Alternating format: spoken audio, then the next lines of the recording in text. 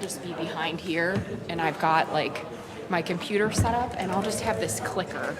So if at any point you want me to go back, just tell me go back. Okay. But just if you could audibly say, I feel like that might be the best. I mean, to me, next slide. Yeah. Fine if you ran it. It's okay. No, fine. yeah. But I think you'll know, and we'll tell you, and that way it helps us keep on time as well. Yeah. I'm gonna have and I will be We don't giving want to you do all that training. again Yeah. warnings. I can't be trusted. Yeah. So at 40 minutes and then 55 minutes, I'm going to give you a little warning.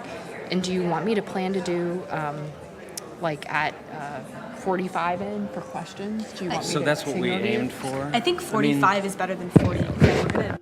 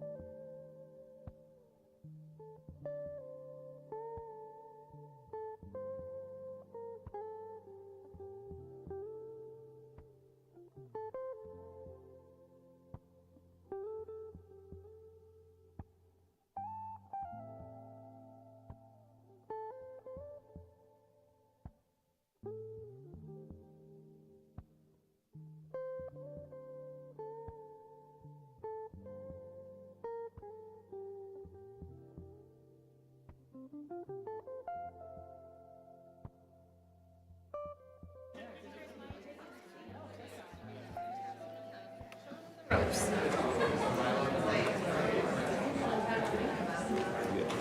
2. Check, check. Hello. Give me 1 minute, thank you.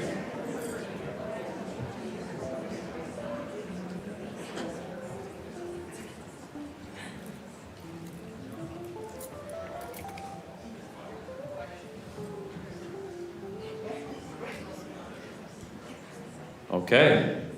Welcome to Politifest 2022. We have made it back. Thank you so much.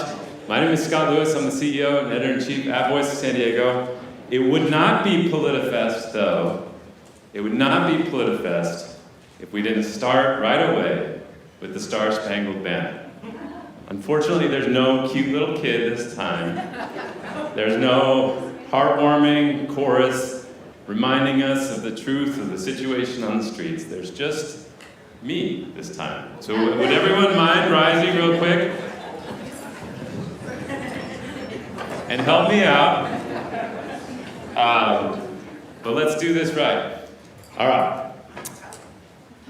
Oh, say, can you see by the dawn's early light what so proudly we hailed at the twilight's last gleaming, whose broad stripes and bright stars through the perilous fight o'er the ramparts we watched were so gallantly streaming, and the rocket's red glare, the bombs bursting in air, gave proof through the night that our flag was still there.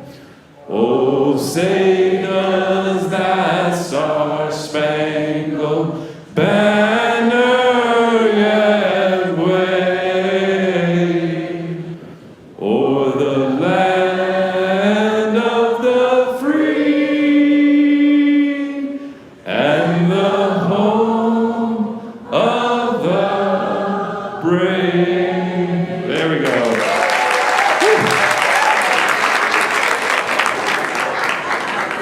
All right, that was literally the scariest thing I've ever done in my life.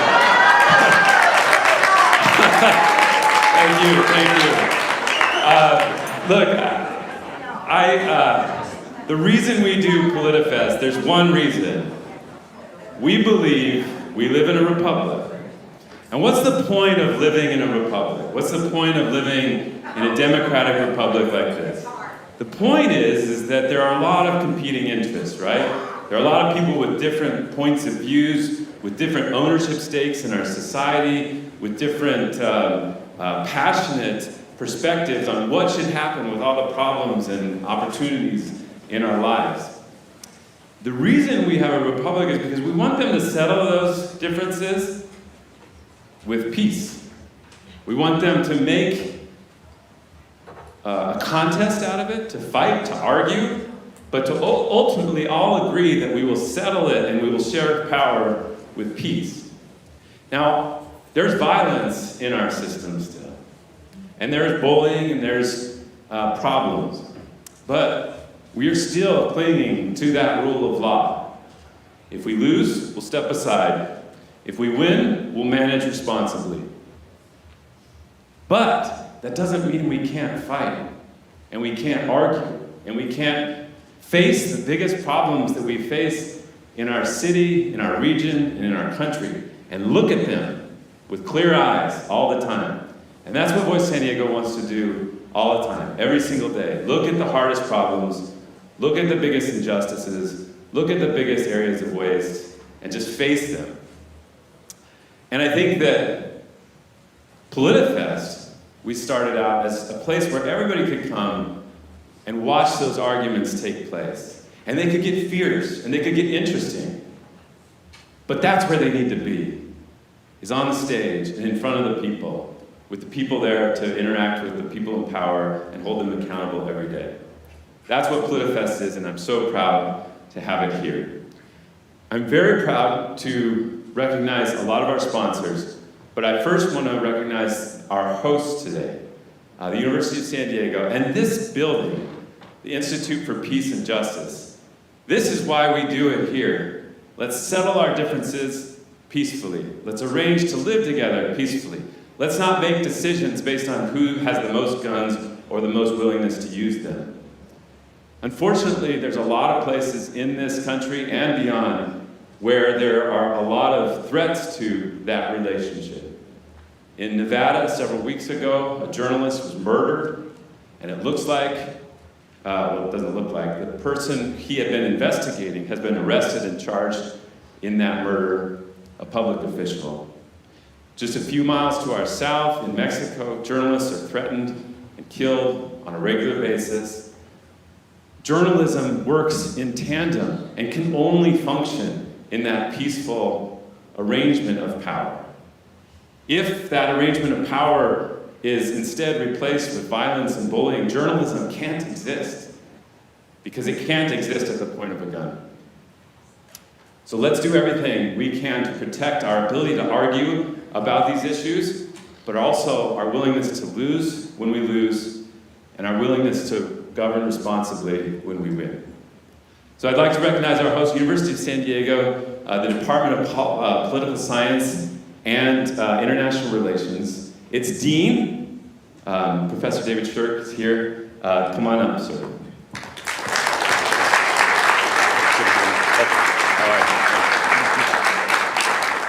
First of all, Scott, thank you for the promotion. I'm actually the chair of the department, but I will take Dean, because that comes with a $100,000 pay increase. I will take that.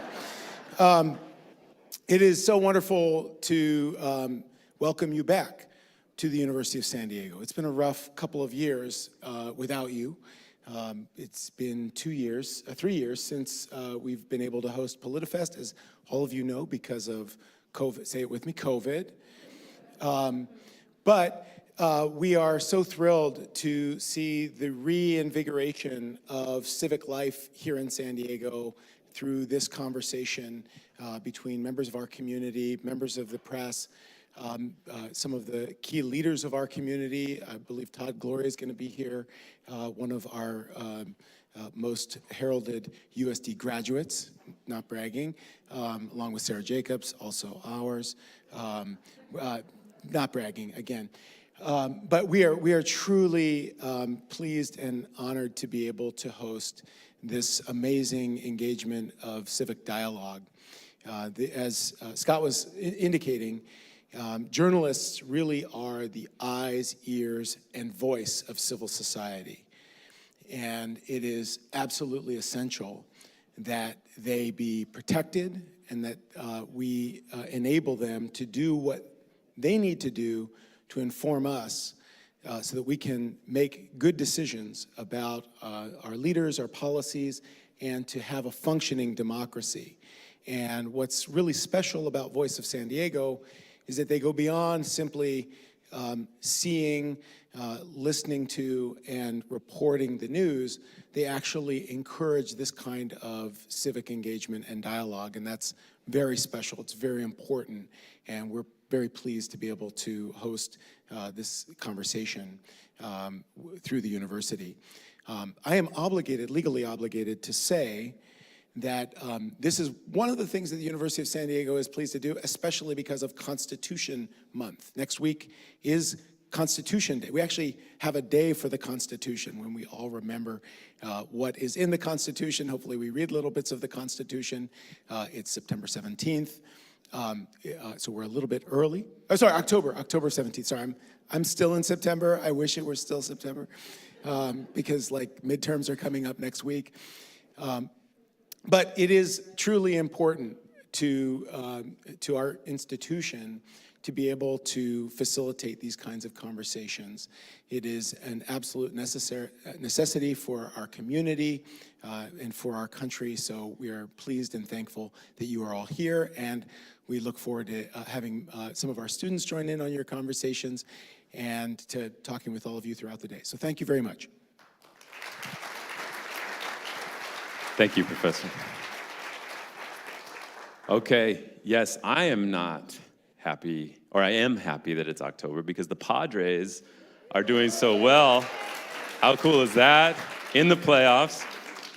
Okay, our journalists are not expert performers. What they're going to be doing up on the stages is acts of journalism. We're going to be asking questions, trying to get information out of the people that we're talking with, and we are trying to hold them accountable for what they say and follow up really well. So you will have an opportunity. Who has one of these cards? You should get one of these cards. I know there's going to be some tough decisions. If you're curious which ones to go to and you're having a big conflict, the ones that are in this room will be live streamed and recorded so you can watch those later, so that might help you make a decision.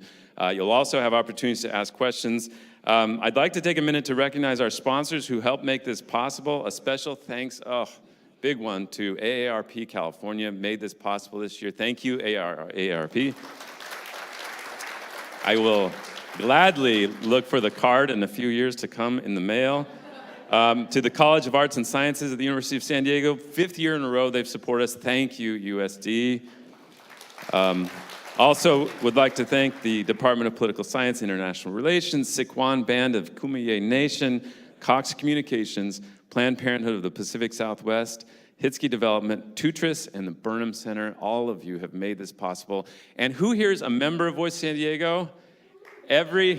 You guys make this possible. You pay our salaries, and I do every day. I remind the journalists how much they owe the community that make their jobs and their responsibilities and their mandate possible. So thank you so much. So we need to get going. I believe in this room we will have the ballot measures. I'm so excited to have our partners from CalMatters here. Are they here? Yes, there we go. Thank you. We have so many media partners, KPBS, NBC7 San Diego, Kogo, and several others are here making this possible. Thank you all. All right, get to your spots. Thank you.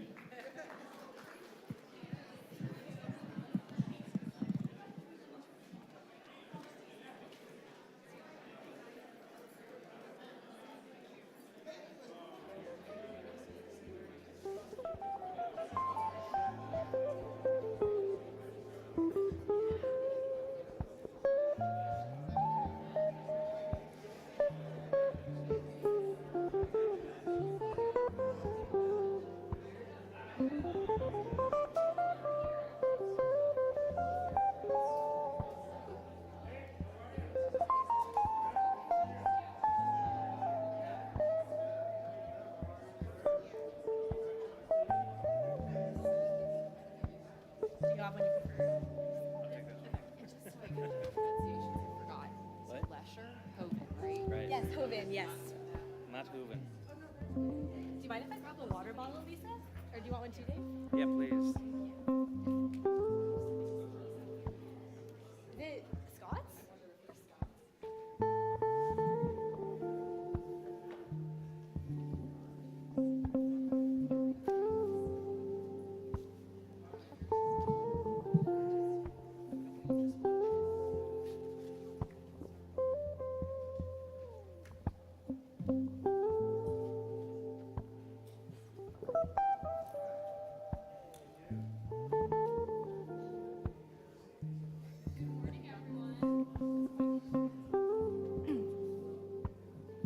Check, check. This mic is off. Good morning, everyone. We're at your first panel of Politifest 2022, your ballot booster shot. I am Lisa Halverstad. I'm a reporter at Voice of San Diego. So glad to see all of you here. This is, I can confirm, one of the best panels of the day, most informative. In case you're not familiar with us, Voice of San Diego is a nonprofit investigative news organization committed to holding public officials accountable and giving you, the public, the information you need to be advocates for good government. As a nonprofit, we depend on members and donors like you to make our work possible. Thank you for your support. I'd like to take a minute to recognize our sponsors who help make Politifest possible. A special thanks again to AARP for their support as a lead sponsor, and to the College of Arts and Sciences at USD for being our partner for a 5th year. Our thanks also to USD's Department of Political Science and International Relations, the Sequan Band of the Kumeyaay Nation, Cox Communications, Planned Parenthood of the Pacific Southwest, Hitsky Development, Tutris, and the Burnham Center. If you're unable to attend any of the sessions in person, do not worry. We'll be posting the recordings to the members-only page of our website next week. To submit questions, you can text us, the numbers on that slide behind me. Please note the panel name in the text. Our moderators will do their best to get to as many questions as possible. You can also tweet along with the session if you're on Twitter and share your experience using the Politifest 2022 hashtag on social media. Please do tag us on Instagram, Facebook, and Twitter. Now, allow me to introduce our moderators. They are reporter Emily Hoeven and editor Dave Lesher of CalMatters. I'm going to turn it over to them. Wonderful, thank you. So thank you everybody for joining us, and thank you Lisa, and thank you the Voice of San Diego. So I'm David Lesher, I'm the editor at CalMatters, and CalMatters, if you don't know us, we cover we're based in Sacramento, we cover all the major issues in the state of California. Like Voice of San Diego, our friends and partners, we are a nonprofit. And you can find us at calmatters.org, where you can see all of our coverage of both reporters all over the state. We feed all of our work to newspapers and radio around the state. You can see our voter guide, where you'll see all the proposition videos and information that we'll see today, as well as information about the state candidates. We have a daily newsletter that Emily writes that has the latest news every day about what's most important in California. And lots of other stuff there. We also, not only that, but on the propositions, we have a pizza party kit. So if you want to host a pizza party to talk about propositions and politics, we've got a kit for you. We've even got little stickers you can give to people and have some fun with this kind of, with voting. How about that? We have a lot to get to today. We're going to try and do 7 propositions in 60 minutes. So we're gonna move a little bit quickly. We have 1-minute videos that explain the proposition, and then Emily and I are going to take turns, kind of adding to that explanation with some of the details, and then we're going to take questions at the end. So let me introduce Emily a little bit more. Emily, as we've said, is a political writer at CalMatters, and she's the author of our daily newsletter, and you may see her on TV and radio and elsewhere around the state. So she's going to help me with all this today. We did a lot of research and homework and things like that, so we'll see how we did. So with that, let's get started and roll the video for Proposition 1. The landscape of abortion access is rapidly shifting across the United States. Since the Supreme Court overturned Roe v. Wade in June, ending a nearly 50-year-old constitutional right to abortion, Republican-led states have rushed to restrict the procedure or ban it altogether. California is moving even further in the opposite direction. This November, we'll be advancing a constitutional amendment. Democratic leaders want to make the state a sanctuary for abortion, welcoming patients from across the country who no longer can terminate their pregnancies at home. And now, California voters have a chance to enshrine reproductive rights in the state constitution. Hi, I'm Alexi Kassev, state capitol reporter for CalMatters, and this is Proposition 1 in a minute. Abortion access isn't going away in California anytime soon. The procedure has been legal here since 1967. Currently, you can get an abortion for any reason before a fetus is viable at about 24 weeks of pregnancy.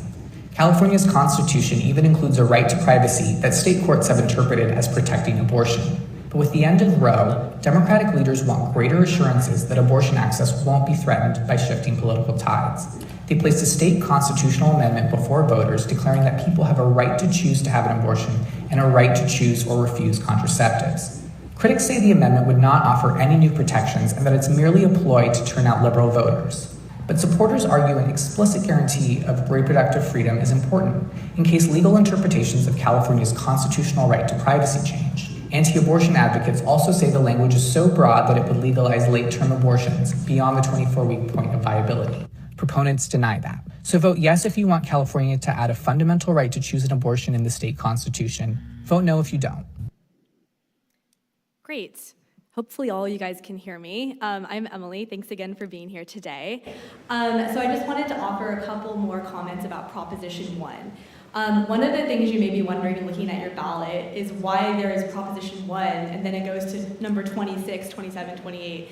It's a very random jump in numbers. And part of the reason for that is that Democratic lawmakers who placed this initiative on the ballot basically passed this last-minute amendment to the state budget that specified that this proposition, if it made it to voters, would be labeled number 1. So this would basically be front and center in front of voters' minds. It would be basically impossible to miss when you're looking at the ballot.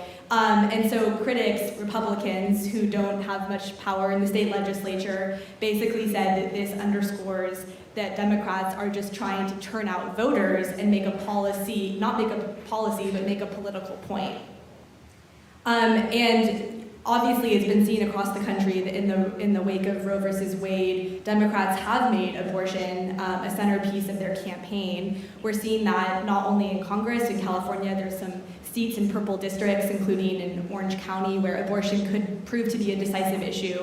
But we're also seeing it at the state level. And it's kind of funny because the races for state insurance commissioner, state controller, these are races that are, kind of in the weeds. Abortion, the Democratic candidates are using abortion in that to say that their Republican, challengers are trying to limit abortion access, and then the Republicans say this has nothing to do with the actual office that we're running for. So we're seeing this be a really big issue in California. I also wanted to talk a little bit more about whether this amendment would actually change California law. So we have seen that the Republicans and critics of this measure say that it would essentially allow abortions up until the moment of birth, which is much further than what California law currently allows up until fetal viability. The proponents say all it does is enshrine current protections in the Constitution. But what is very interesting is that the Nonpartisan Legislative Analyst Office, which advises the legislature on fiscal matters, they analyzed the possible fiscal impacts of this measure, and they found that as it currently stands, it wouldn't change the state budget because it's current law. However, they said that it could lead to increased state costs in the future if a court were to decide that it actually does expand those protections. So that leads one to realize that there's the possibility that abortion laws in California could be made more expansive if this were to go to court and go before a judge in the future. As to whether this will pass in California, being a very Democratic state, it's very likely that it will. Polls have found that about 70% of likely voters support this measure and just a quarter oppose it, and obviously it's very divided along party lines here in California. And all of the major editorial boards in California have endorsed it as well and said it's important that California explicitly enshrine this and make a stand in the country. So that's a quick rundown of Proposition 1, and we'll move to the next one now. Money on Steph Curry or LeBron James? Want to bet on the Rams winning the Super Bowl again? In 2018, the Supreme Court allowed states to legalize commercial sports betting. Since then, more than half of U.S. states have made the move. Then came a flurry of initiatives to legalize sports betting in California. 2 will appear on your ballot. Prop 27, funded by FanDuel, DraftKings, and other large gaming companies, would legalize online sports betting. We have a separate video for that. But there's another, Prop 26. I'll explain. Hi, I'm Grace Getty, economy reporter at CalMatters, and I'm going to explain Prop 26 in a minute. Prop 26 would legalize sports betting at tribal casinos and at California's 4 horse race tracks. This prop, funded by several Native American tribes, would also allow tribal casinos to start offering roulette and dice games. If it passes, Prop 26 will allow anyone to sue for certain gaming law violations. Analysts estimate Prop 26 could generate tens of millions of dollars for the state annually, which would first fund schools and gambling regulation. Any money left over would go to the state's main fund and also fund things like mental health programs. Opponents are led by card rooms, which offer games like poker and pai gow. They say this idea would trigger more lawsuits against them, leading to lost jobs and tax revenue. Supporters say it will increase tribal self-sufficiency and draw more business to tribal casinos. Vote yes if you want to allow sports betting at racetracks and tribal casinos, and you want tribal casinos to add roulette and dice games. Vote no if you do not. One not-so-small disclaimer. If both sports betting initiatives pass, it's possible both could go into effect. But in all likelihood, a court would have to decide. Wonderful. Well, you probably are all aware that there are 2 gambling initiatives on the ballot. We have already seen $440 million spent on these 2 propositions, which is just staggering. I mean, we're used to big numbers covering California, but this is already double the record for the most ever spent on initiatives in California. And the record before was set just 2 years ago with Prop 22. But this initiative could easily see more than $500 million spent on these 2 measures, which is just, a whole different category of anything we've ever seen in the initiative process. So I'm sure you've all been saturated with ads in one way or another already, and you're going to hear a whole bunch of different conflicting messages. So just to back up a little bit, gambling has obviously been a fairly vicious fight in California between some major stakeholders with obviously a lot of money at stake. There are the tribes, which have 66 casinos across California now, and this measure, Prop 26, is sponsored by about 5 of those tribes. And I have the names, but I'm going to be bad at pronouncing some of them, but I'll say it if any questions if you want to know. There's the card rooms. There are 84 card rooms around the state that offer games like poker and pai gow. There are the non-tribal gambling corporations, like sometimes the Las Vegas casinos. In this case, it's FanDuel and DraftKings and some of the online national gambling corporations. And then also, to some extent, there's the horse racing tracks, which it's another form of legal gambling in California. They are actually kind of declining, but they're still a player in this carving up the gambling money pie in California. And so with Prop 26, the thing to understand is that this is written by the tribes to kind of protect their turf and to stake out, actually expand their turf a bit. So it does a couple things. As the video said, it adds roulette and dice games to the games that the tribal casinos can now offer. Those are not allowed right now. It really takes a shot at their arch rivals, the card rooms, because it lets citizens or anyone else file a civil lawsuit against card rooms that are offering games that are banned in California, which is something that the tribes claim is rampant at the 84 casinos. The initiative also kind of makes friends or takes an opponent away with the horse tracks, because this allows in-person sports gambling at the 4 private horse racing tracks in California, which is one of them is close by here, Santa Anita, Del Mar. Santa Anita, Los Alamitos, and Golden Gate are the other 3. And then around the state, there's another 29 county fairgrounds that have horse racing, but they're not involved in this. And then perhaps most of all, this is about keeping the online gambling corporations out of the casino business and the gambling business. I mean, obviously there's a lot of money at stake in sports gambling, but I think the tribes also see a slippery slope, because once we legalize online gambling, you could have online poker and online blackjack and online slots. There's no reason it stops just at sports gambling. So there's a lot of money at stake. About the staggering amount of money, like I said, the bulk of it comes from these 5 Native American tribes. The Yes on 26 committee has $122 million. But that money is also being divided with the No on 27 campaign. The No on 26 campaign is mostly funded by the card rooms, and it has about $43 million. But the bulk of the money is all being spent on Proposition 27, The Yes campaign on 27 has about 170 million now, mostly from, or about a third of it actually, from DraftKings and FanDuel, and then other pretty much national gambling corporations. The No side on 27 is already over $200 million, and that's also from those same 5 tribes mostly. So there, like I say, there is a lot of money at stake here. Emily's going to talk about the polls here, but you know, what's staggering to me is there could be $500 million spent and nothing changes. So as far as newspaper endorsements go, all of the major newspapers have pretty much editorialized against. Not everybody has taken opinion yet, but all the major newspapers have been against both initiatives. So with that, let's take a look at the Proposition 27 video, and then Emily will take it from there.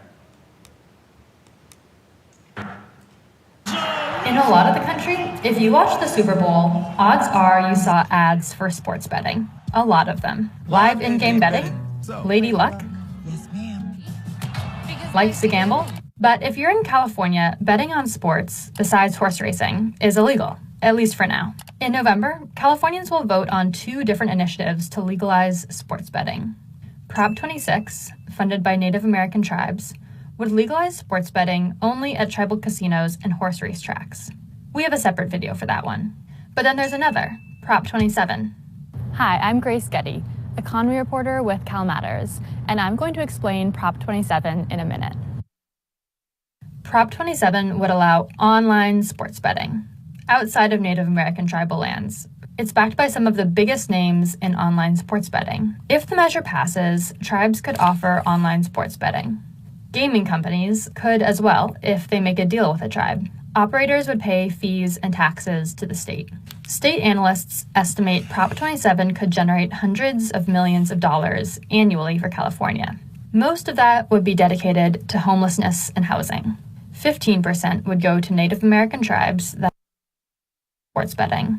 The measure also creates a new arm of the state Justice Department to regulate online sports wagering.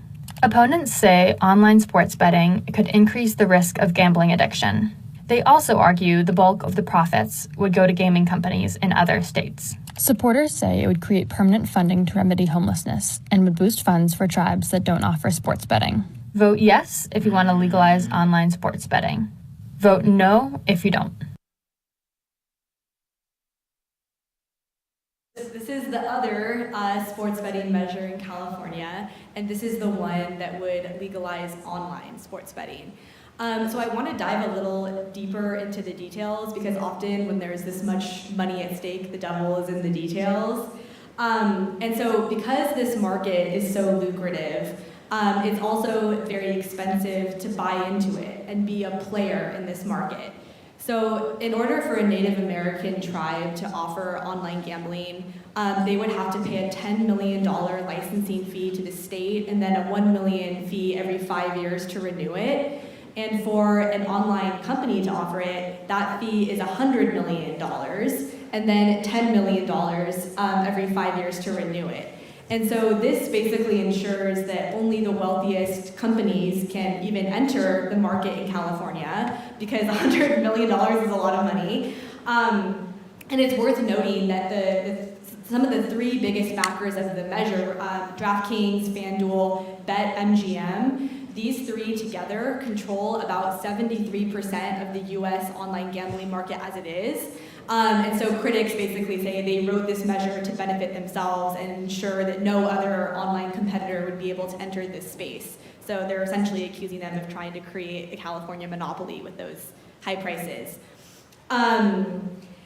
So I also want to dive a little bit deeper into the claim from proponents that this proposition would create a permanent funding stream to address homelessness and mental health, which obviously are some of the biggest issues plaguing California, and voters want to see them fixed. So would it actually fix them? So according to state analysts, this measure, the proponents say that this will give hundreds of millions of dollars annually to this problem. And state analysts found that this measure, when all is said and done, would generate hundreds of millions of dollars for the state every year, but likely no more than $500 million. Some of that money would have to go toward actually regulating this brand new market, which doesn't exist yet, and that could be tens of millions of dollars every year. And then, as you saw in the video, it also requires that Native American tribes who are not participating in online sports betting get a certain amount of money. And so it's kind of hard to know how many people exactly are going to place bets here in California and gamble, but let's say that this proposition resulted in $300 million in revenue in a certain year. To put that in context of California's current homelessness budget, in the 2021 to 2022 budget year, the state spent about $7.2 billion on homelessness and homelessness-related programs. So this would translate to about 4% boost in that type of spending. I also want to talk a little bit more about some of the opposing messages to this proposition. So as Dave said, the Native American tribes have poured a lot of money into opposing this. And one of the arguments they've been leveraging is that this measure would actually threaten their tribal sovereignty because they are sovereign nations under federal law. And actually, in order for these Native American tribes to participate in the online betting, they would have to give up some of those rights under federal law, and they would have to subject themselves to stricter state scrutiny than they currently are under. So the state would be able to go in and look at their spending and, audit them and do things that they currently can't do. And it's also worth noting that even if Native American tribes were to offer online sports betting, this measure blocks them from offering it on tribal lands itself. So basically, you would have to place a bet with a Native American tribe outside of the tribal lands, which some people see as an attack on the tribes because it kind of limits where people can place those bets. And it also is worth noting that, as Dave said, despite the ungodly amount of money that has been spent on this, voters do not really seem likely to pass either of these measures, which is kind of ironic. And the latest poll that came out actually found that voters who had seen a bunch of ads, which I know all of you have and I have too, the more ads they saw, the more likely they were to want to oppose both of them. Probably because the messages are very confusing. There are so many different committees involved. They're all very negative, basically saying, this is going to be bad for people, and this is hurting tribes, this is hurting other people. So for Proposition 26, the one that Dave talked about, 42% of voters opposed it, and just 31% supported it. And this was in a recent Berkeley poll that came out last week, I believe. For the Proposition 27, the online one, 53% opposed already, and just 27% of voters supported it. But I do want to note that when it comes to voters' perceptions of the groups involved in these battles, voters are much more likely to support Native American tribes than DraftKings and FanDuel, which kind of makes sense. So there's about 53% of voters had a positive view of tribes that offer gambling, but just 14% were pro DraftKings and FanDuel. And none of the major editorial boards have supported it. They've all basically said both of these are kind of bad for Californians. And so it'll be really interesting to see what happens in November. And just a couple thoughts to add too. I mean, it would be rare, if not unprecedented, for an initiative to be polling like this and then to win. I mean, usually this close to the election, when it's that far down, it doesn't pass. So I think it's going to be very steep for these two measures. And the other part of that is most initiatives fail, and especially when voters are confused, they vote no or they don't vote. And so there is obviously a lot of confusion that's intentional, a lot of it, just because between two different measures and what one does and what the other one does, And then one other thing I wanted to just say about tribal sovereignty too, that's important to understand. So you will hear in some of the attacks on Prop 26, especially, that there's going to be underage gambling, and some of that, you'll hear on both of the initiatives actually. But in terms of how much money will be generated for the state from tribal gambling, in-person tribal gambling on sports, it's yet to be determined. What will happen is if this initiative passes, all of the casinos have a compact that they have to negotiate with the state. So a lot of the rules, like how much revenue the state will get from the gambling, is yet to be determined. A lot of the rules like underage access and things like that would have to be determined in the negotiation over the compacts, which would happen after this passes. So that's why it leaves it open for a lot of attacks, because it's not certain that those rules would be in place. So. Yeah. Oh, I'm going to just add one more thought on this as well. So one of the reasons that these measures are so confusing is that there's a slight divide among Native American tribes, and there are 3 tribes that support Prop 27, this online one, and that campaign has been running a ton of ads with members of those tribes, basically saying Native American tribes support this measure, which, yes, like 3 of them do, but about 50 support Prop 26, the one Dave talked about. So it's very, for the voters, it's kind of confusing to try to distinguish, okay, who's behind what and which is good for tribes. So Yeah. it's another tactic worth mentioning. That's confusion thing again. All right, let's do Prop 30.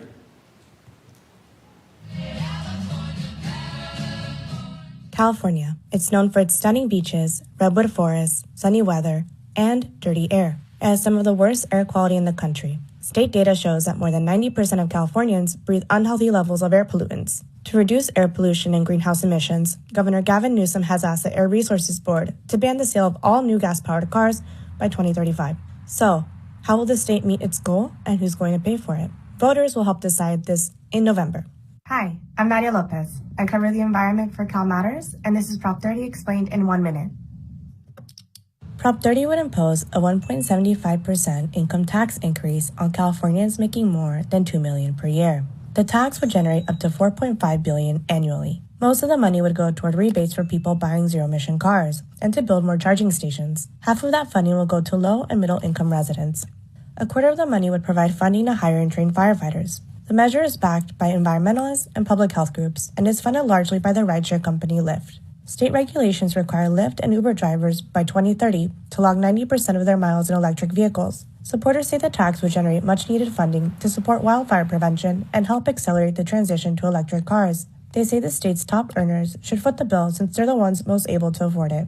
But opponents, including the state Republican Party and Governor Newsom, say Californians don't need more tax hikes because everyone is already feeling the effects of high inflation and surging gas prices. They argue that the tax would drive many residents out of the state to benefit a special interest, rideshare companies.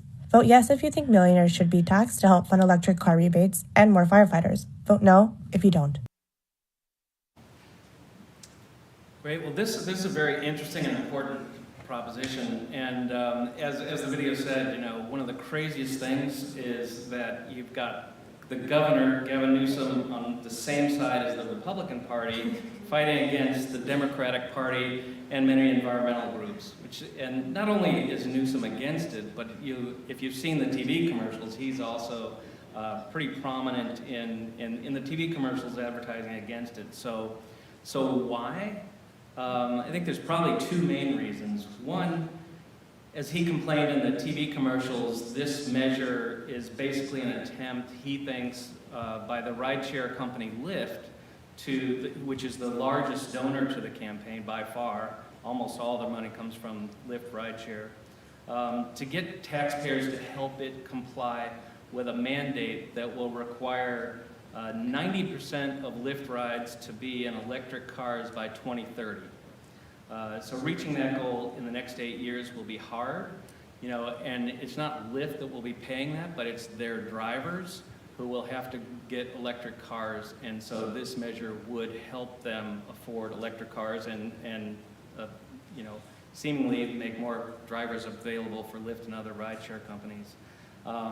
But the other reason is that, I think Gavin Newsom just doesn't like the politics right now of supporting a tax increase, especially when the state just last year had a $100 billion surplus.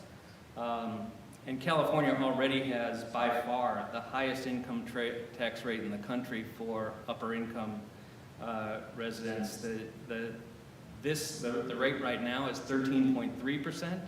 So this would raise the rate above 15%.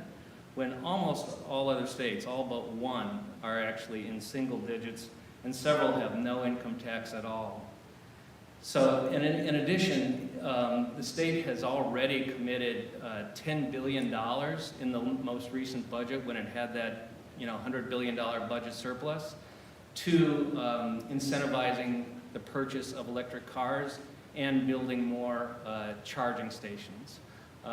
And that's part of a $54 billion climate package the state adopted to spend over the next 5 years. In addition to that, there is going to be more money for purchase of electric cars and building charging stations in two of the big federal bills that you just saw pass, the infrastructure bill and the Inflation Reduction Act. Both have money for charging stations and electric cars. So there will, without any doubt, be a lot more money for the purchase of electric cars and building charging stations. But the supporters of this measure, it's obvious the goals are obviously huge. So the supporters believe that the money that's without this measure is not enough to reach the state's really ambitious climate goals. California has already ordered that all new cars sold by 2035 have to be electric. And it still has a long way to go. 12% of car sales last year were for electric cars, and the state estimates it needs about 1.2 million charging stations by 2030, and now it only has 80,000. So there's a lot of work to do, and like I said, whatever the case, there's going to be a lot more money out there for purchase of electric cars. The state has put so far about $1.8 billion over the last 2 years to incentivize purchase of electric cars. And that's had some benefit, but right now there's also a shortage of electric cars, and the shortage has driven up prices. So, how much the state, how much these incentives are going to, speed up the access to electric cars is fighting what's happening in the market as well. And the very low end of electric cars is at least $25,000. The maximum grants that the state gave up till now has been $9,500. So far, like I said, Lyft has donated the bulk of the money in favor of this, about $35 million. The no side has about $9 million. So you can see this is more traditional initiative compared to the sports gambling measures. It's still a lot of money, but my gosh, it's a big difference. So most of the money against it is actually coming from wealthy individuals. The polls also suggest this measure is going to be very close. In September, the Public Policy Institute of California found 55% of Californians were in support of it, and 40 were opposed.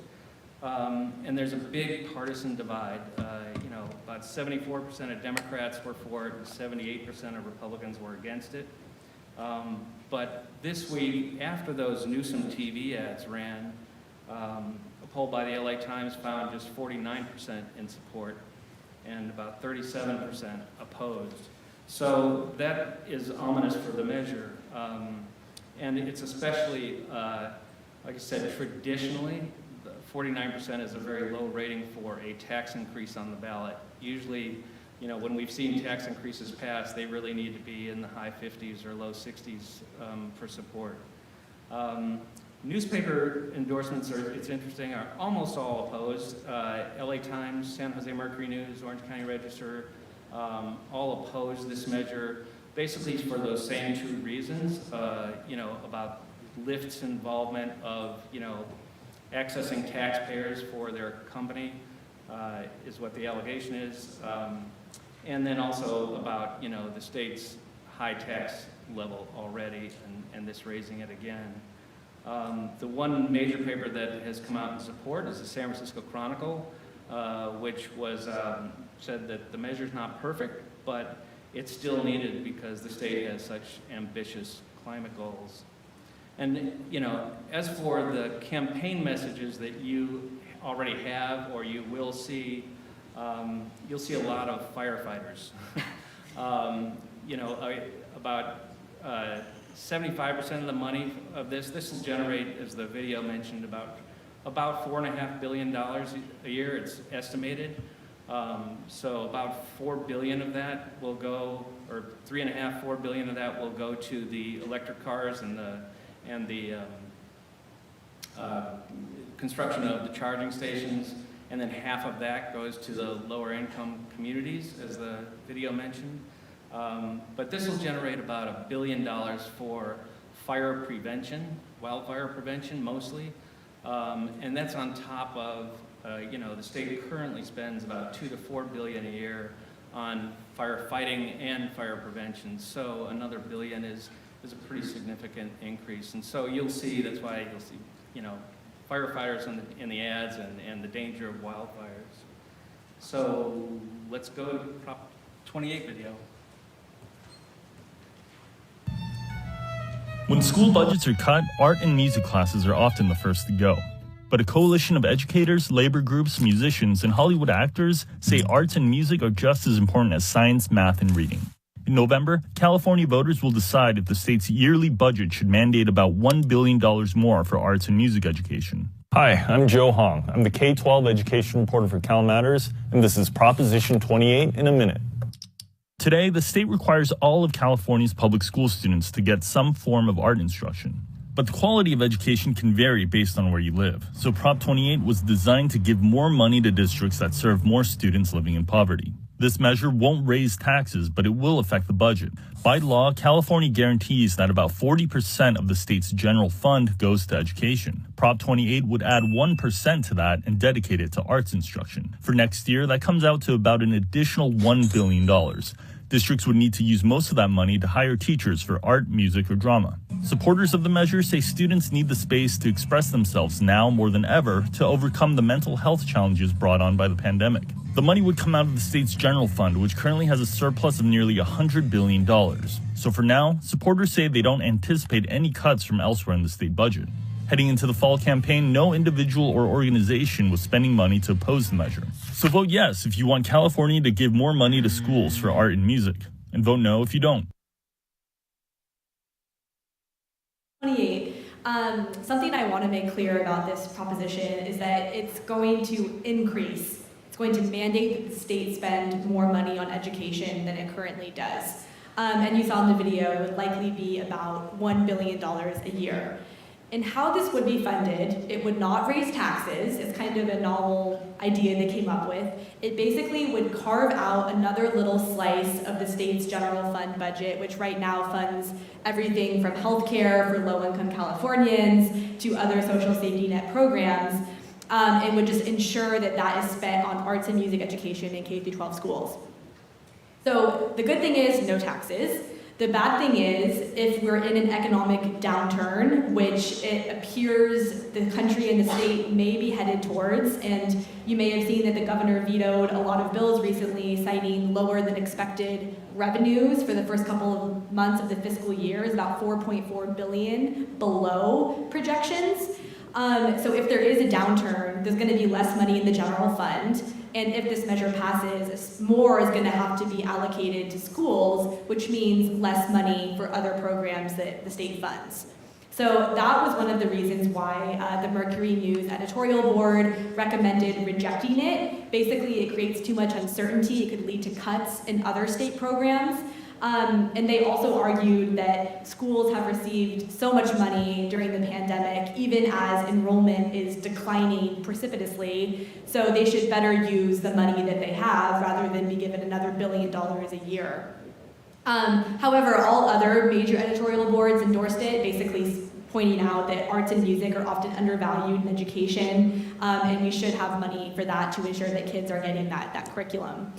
This measure is interesting because it's the only one on the ballot that has no formal opposition and has had no money raised against it to oppose it. It has about $10 million in support of it, and $4 million of that comes from Austin Buettner, who is the former superintendent of Los Angeles Unified School District, the largest in the state, second largest in the country. And he basically just was saying that during the pandemic, he saw that these programs were getting cut and kids need them more than ever, and he wants to ensure that it's treated as seriously as science and math in California schools. There haven't been any statewide polls on this measure, but what I think is interesting to note is that in 2020, California voters rejected both a measure that would have created a new school bond to help construct schools and refurbish buildings, and they also rejected a ballot measure that would have raised property taxes on big businesses and given the money to schools and local governments. And so I think what's interesting is we'll see if voters are more amenable to giving money to schools if it doesn't involve either a bond or a tax increase. Next proposition, please. It was on the ballot in 2018, 2020, and it's here again. Yep, Californians will again weigh in on a kidney dialysis measure. I'll explain. Hi, I'm Ana Ibarra, health reporter for CalMatters, and this is Prop 29 in a minute. Similar to its predecessors, Prop 29 would add rules for dialysis clinics. Most notably, this measure would require clinics to have at least one physician, nurse practitioner, or physician assistant on site, or in some cases remotely available. The initiative would also require clinics to report dialysis-related infections to the state and list physicians who have financial interest in clinics. The measure's proponent, the Health Workers Union SEIU-UHW, argues that Prop 29 would improve patient care and increase transparency. Despite its two previous losses, the union says it remains committed to reforming an industry dominated by large for-profit companies. The opposition campaign, supported by California's doctor lobby, among other medical groups, and financed largely by dialysis giants DaVita and Fresenius, says this is part of the labor group's ongoing fight to organize dialysis workers. They say having another medical professional on site is an unnecessary expense that could lead some clinics to cut their hours or shut down, potentially hurting patient access. So vote yes if you want more rules for dialysis clinics. Vote no if you don't. So I'm not going to add a lot to this one. This may sound very familiar because obviously this is the third time in a row this initiative has been on the ballot. And so I assume you've seen these before. It lost before on both times by over 60% of the vote. The Yes campaign here has about $8 million from almost all of it from SEIU, the labor union that has been sponsoring this. But it looks like the dialysis clinics, of which 75% of the clinics in the state are owned by two corporations. But they are not taking any chances on this, and so they put up $86 million, which, before about 4 years ago, that would have been a lot of money in terms of what's spent on an initiative. So even if public opinion has changed somewhat, it's still got to go up against a lot of lopsided money in the campaign. Newspaper editorials, it's interesting, are unanimously opposed, and a lot of more critical of SEIU for abusing the initiative process to try and, what they say is try and organize, union membership in the dialysis clinics through the initiative process. You can expect to see a lot of TV commercials, really showing dialysis patients who really typically have to go 3 times a week to a dialysis clinic and spend 4 hours each visit. So you will hear from them and the fear that some of the clinics will close if this passes, and they're feeling that this is life-threatening for them. And there are no polls on this, and that's it.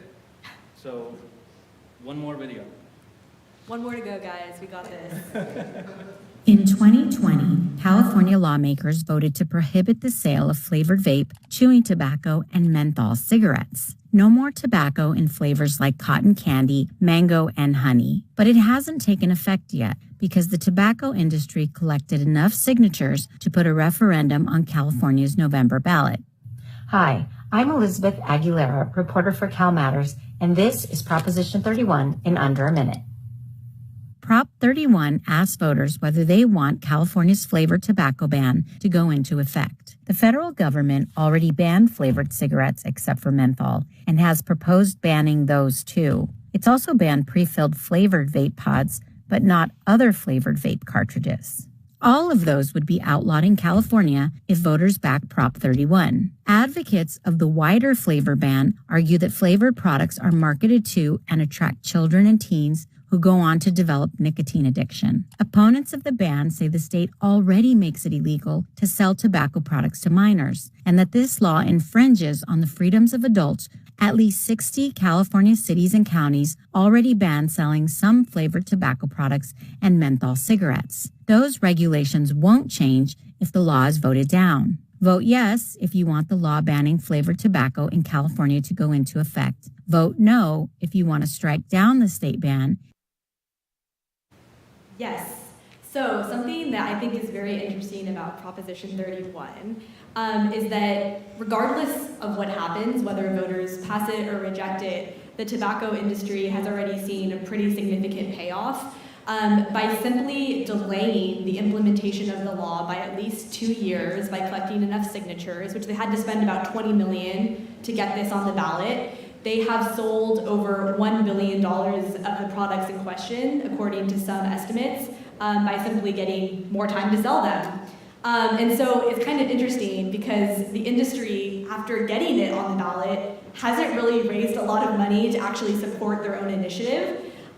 They've raised about $2 million to turn down this tobacco ban, whereas the people in support of this law, which is mainly health groups and labor groups, have raised about $9 million.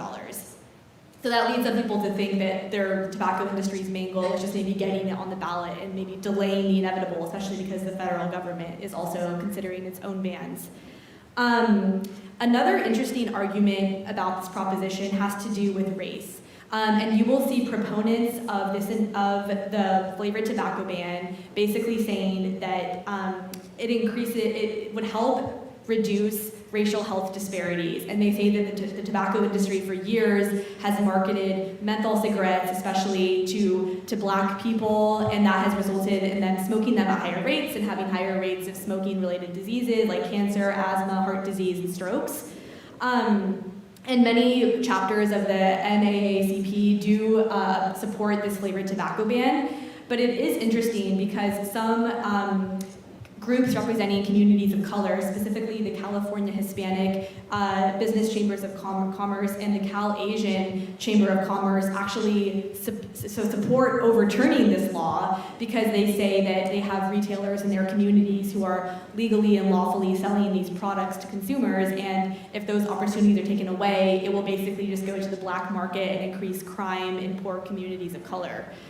And a point about money is that overturning this law and basically banning the sale of flavored tobacco products, it would reduce state tobacco tax revenues from tens of millions of dollars a year to $100 million a year, which is less money for the state to spend on like health programs and things like that. But at the same time, if you sell less tobacco, health outcomes are probably going to be better, which means the state is saving money on healthcare expenses. But then if people live longer, then maybe it actually goes up again. So it's all very confusing. And a recent poll shows that about 57% of Californians support keeping this law in place. They want to ban the sale of flavored tobacco, compared to about 31% that want to overturn the law and allow the sale. All major editorial boards support keeping the law in place, with the exception of the Orange County Register, which kind of made the argument that it's going to hurt minority communities by restricting small businesses and shifting things to the black market and to criminals. So that is our brief rundown of the propositions. Hopefully it wasn't too overwhelming. And we have a little less than 10 minutes to take some questions, I believe. And I think Lisa will be facilitating that. Yeah, so I'm gonna come down here. Give me a second to scurry down. Hi, good morning. My name is Joel Poynton. I've worked with advancing electric transportation since 2006, and I wanted to comment on something on Proposition 30. It's imperfect. If we're going to dedicate funding for electric transportation and we really want to look at the underserved communities, we need to target multi-unit dwelling charging. This bill does not do that. And this is an issue that we identified back in 2008, 2 years before vehicles came to the market, that was going to be the major hurdle that we had to get over if we wanted to have widespread adoption of this. 65. Is there a question? Is there a question? I just want to comment that 65% of our residents are multi-unit dwelling, all low-income people for the most part are low-income. If we really want to hit this hard for the advancement of electric transportation, we need to target that for infrastructure. Thank you. Are there any other questions? Somebody's pointing. Oh, right here. Who am I? Raise your hand. Okay, that's why. He's in front of me. Hi, I'm Mike Schaefer from the Board of Equalization, and I'm along in years, and I think all my life I've been seeing this dialysis question thrown at us, and I think it's always defeated. Is this anything that can be tinkered with? I mean, like, can we? Could the legislature decide that they can only make an issue twice, or if it loses both times, they've got to stay off the ballot for 10 years? Thank you. Yeah, no, it's a good question. The initiative process, everybody loves and hates it at the same time. But it polls very high in terms of people want it to stay there. And all the attempts at reforming the initiative process, there has been some, but it's very hard to tinker with without dividing up the legislature. So I mean, just recently, I think 4 years ago, they passed a measure where if an initiative gets enough signatures, then the question can go to the legislature, and if the legislature passes what the proponents wanted, then it comes off the ballot. That's fairly new as a way to head initiatives off, and it has headed, just this year, it headed a couple of them off. But it still hasn't stopped something like the dialysis measure. And quick note too is that the union behind it is also funding a bunch of local ballot measures, so not even just at the state level. So that's their preferred tactic. And another question here. A comment and a question. I'm Joe Garbazis with ARP. Compliments to CalMatters. Terrific presentation, very educational. And ARP, I see a number of members here who are happy to be part of this. The question is perhaps in a larger context. And you're all students of initiatives. But I get a sense that from your presentation, there's no appetite to support any measure that would require tax increases. Is that your sense as well? There have been measures that have passed before. I mean, this would be the third tax raising taxes on millionaires or wealthy people. We passed one. Jerry Brown passed one to basically just balance the budget. We also passed Prop 63 for money for mental health. Both of those were tax increases on wealthy people. There's been a couple of other attempts at tax increases. You may be familiar with the split roll, which is would change Proposition 13 so that the property tax benefit does not apply to corporate property. That's one that there's a couple of different pockets of money that a lot of groups have tried to access. The split roll has never passed, but like I said, there's a couple of measures that have passed to raise the rate on upper income people. It's not. I don't think it's not impossible to pass, obviously, but I just think Newsom's reading political tea leaves right now, just because of the budget surplus and also the state's tax rate already, and he is trying to raise his national profile. You might have noticed. This is our last question. I'll make it a quickie. I think it was Prop 26 had a $100 million licensing fee or something like that. Is there 27? Yeah. Is there a mechanism to index that to inflation? Because I could see within a decade or two, $100 million, $300 million really wouldn't be that impactful. That's interesting. I don't believe that there is. I would have to go back and look at the provision, but I don't think so. I mean, it's 100 million is a lot, and depending on the number of companies that try to register in California, that could be hundreds of millions every year. Thank you all, and if you like what we do, CalMatters.org, and become a member and help us keep doing this work and help Voice of San Diego as well. Subscribe to my newsletter. Shameless plug. It's really good.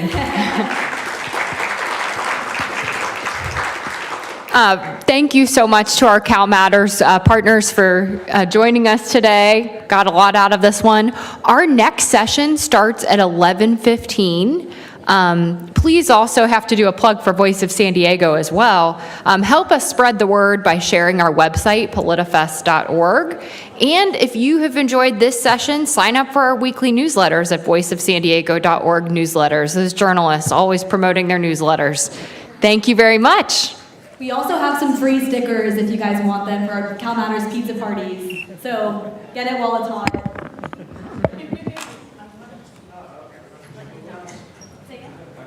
Yeah, of course. Oh my God. Here, I'm gonna put it on here. Yeah, of course. Hi.